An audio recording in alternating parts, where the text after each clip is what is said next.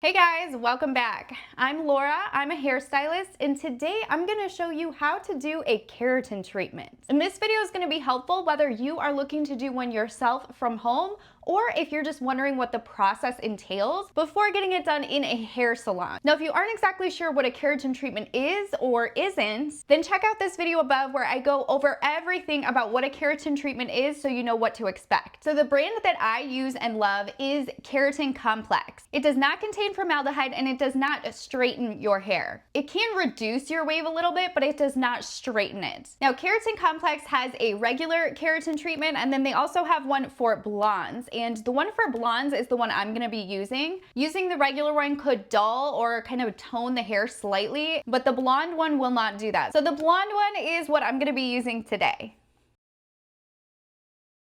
On the screen are all of the tools you'll need for this application.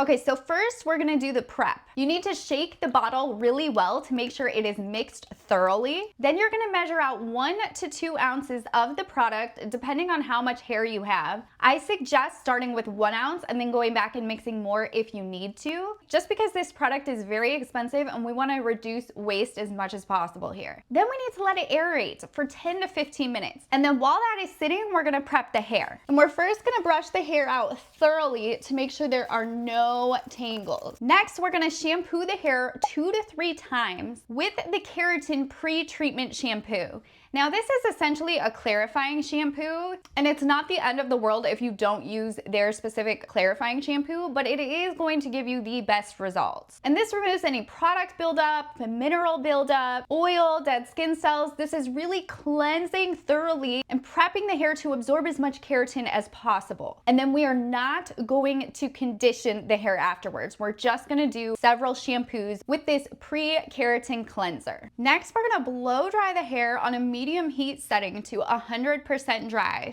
just with our fingers. I know that it might sound a little crazy to blow dry your hair without brushing it or putting conditioner or leave-in conditioner in, but once you get it all the way dry, most of the tangles will have been blown out of your hair. After you blow it dry, you do want to make sure that you get all of the tangles out because we are going to be combing the product through the hair with a fine tooth comb. Now, I suggest doing so with a boar bristle brush. I personally use this round brush for everything, but a boar brush is just going to be the most gentle for reducing tangles on dry hair. All right, now that the hair and the product is fully prepped, we can get started on the application. And we're gonna start by sectioning the hair into 6 sections, 3 in the front and 3 in the back. Now we're gonna start in the back at the nape, work our way up the back, and then move on to the front. Before we begin, this is about how much product you want to have on your brush. Notice it is not crazy, it's not piled on, it is just enough to wet it.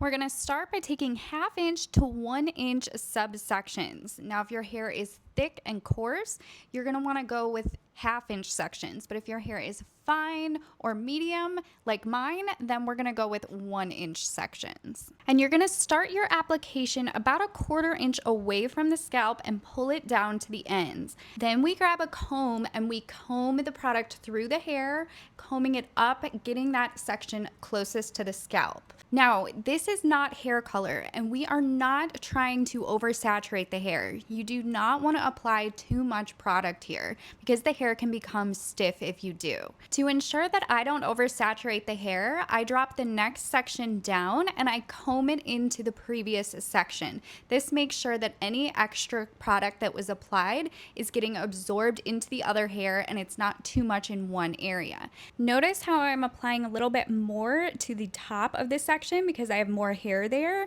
and the ends are getting product just from combing it through. Then you drop your next section down and comb through some more. When working in the back, I find it easiest to divide the sections in half and pull it towards you just so you can kind of see it a little bit better. You just want to make sure that you aren't missing any spots in the center of the back of your head.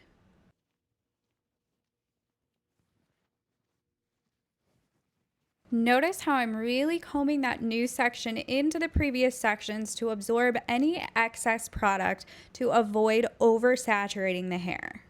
I also don't go crazy with applying the product. I only do 1 or 2 strokes with the brush and then I comb it through to distribute it evenly. I'm not painting and painting, I'm not rubbing it in the way that we do with hair color where we want the hair fully saturated. That is very different with the keratin treatment. The main focus here should be on getting some product on and then using the comb to make sure it is distributed evenly. Now you're going to do the same thing all the way up the back of the head, and I'm going to skip to the front of the hair just because it might be a little bit easier for you to see the application. Now, when working in the front, it's best to comb the product away from your face just because this is a chemical. So I like to take basically vertical sections and then comb it into the back of the hair. This allows you to still comb it into the previous section as well as combing it away from your face so you're not getting any product near your eyes. But aside from that, it is exactly like the back. You'll comb each new section into the old section, put 1 or 2 strokes of product into the hair, comb it through to make sure it is distributed evenly, and then drop the next section down, combing it into the last one. Now, when you get to the top, it's best to just part your hair wherever you normally part it, just so it lays better when you have it blow dried and straightened. For me, I part my hair all over the place, so I'm just gonna go ahead and part it down the middle just for ease. And while I don't take necessarily vertical sections here, I do still make sure that I'm taking it away from the face. It's slightly diagonal, but I am still taking it somewhat away from the face and combing it back into the bottom section. This top piece here is a little bit easier for you to see how I apply in kind of sweeping motions just a few times along the top, and then I'm really combing it in, pulling it into the rest of the hair, making sure no area is too saturated, but it is also covering the hair. It can take some experience to be able to determine if the hair is saturated properly. The biggest thing is to not oversaturate it. The first time you oversaturate it, you will realize it. Once you go to blow dry and flat iron it, it will feel very stiff. And once the product starts to dry during your application, like for the back of my hair here, it appears a lot drier. So it's a little bit harder to see that that hair is saturated. So you don't want to go back and reapply it to the back just because it dried. You don't have to be worried that the front sections absorbed all of the product from the back and that the back doesn't have it anymore. It still has it, it's just dried. So just be aware of that once the product starts to dry, it will appear drier and not necessarily having as much product on it, but it is still there, I promise. Okay, so once you're done with the last section, you are going to put it into a plastic cap and process it for 30 minutes.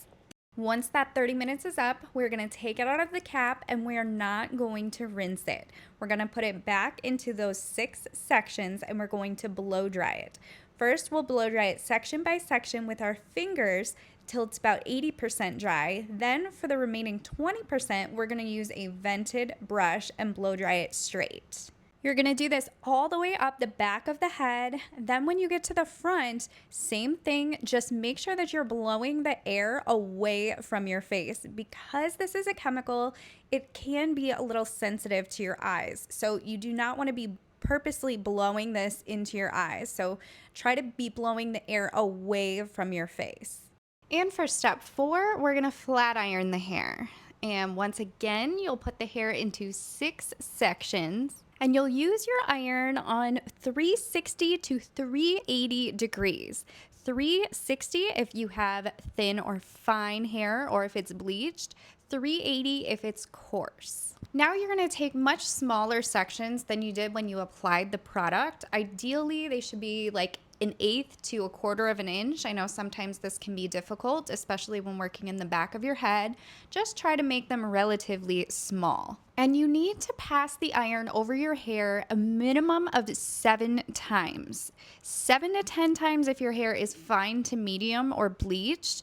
But if your hair is coarse or resistant, you should ideally pass the iron over your hair 10 to 12 times. And this is from base to ends. What I personally find easiest is if you take your section, make sure you hold it up in the air and you're not pulling it down. And this allows you to get really close to the scalp. And I like to do several little taps. I try to do like 7 taps right at the base. This gets that hair flat ironed that's closest to your scalp, and then you can go over the rest of it another 7 times. And it seems to be the best way to get it as close to your scalp evenly. Especially when working on the back of your head, I highly recommend using a mirror and checking each and every section to be sure that you haven't missed any spots. 9 times out of 10, you will have spots that you missed and you have to go back and re-hit them, especially right at your root. Additionally, you want to make sure that the comb that you're using when flat ironing is a heat-resistant comb. Not only is the comb close to the iron, but just the hair being that hot can melt a comb. I have seen it more times than not. If your comb is not heat resistant, you will melt the teeth together and you can wind up with plastic getting in your hair. So just make sure that your comb is made for flat ironing and heat styling.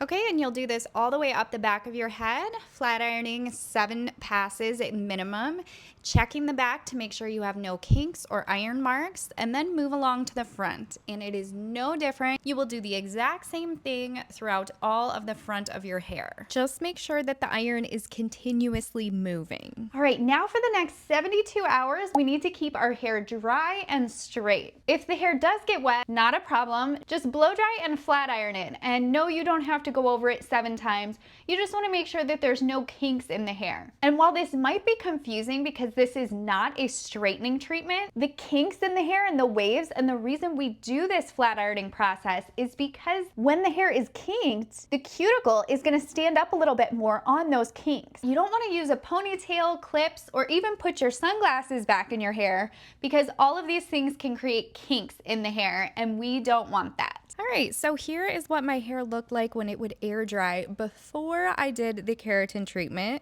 So you can see it's naturally pretty wavy and a little bit frizzy on its own. And here's the after. So obviously my wave pattern is still intact. The waves are still there. It's just less frizzy, smoother, and shinier. All right, guys, I hope you found this helpful. Let me know if you have any other questions on how to apply a keratin treatment in the comments below. And make sure you subscribe if you want to make every day a good hair day.